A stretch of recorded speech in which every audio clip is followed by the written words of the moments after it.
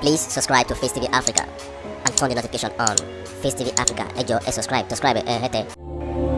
Face TV wò sùwòbí.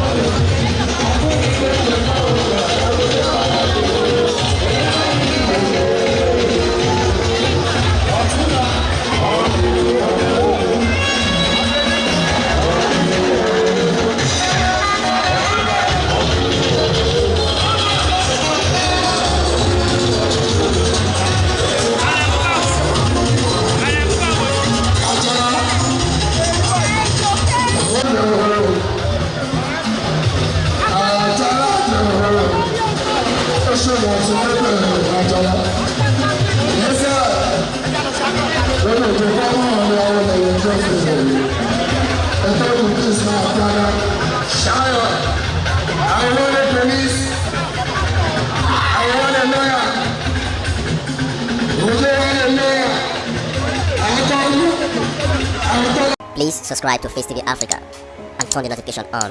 Face TV Africa, ẹ jọ̀ọ́ ẹ subscribe ẹ hẹ́tẹ̀. Face TV wò sùwòbí.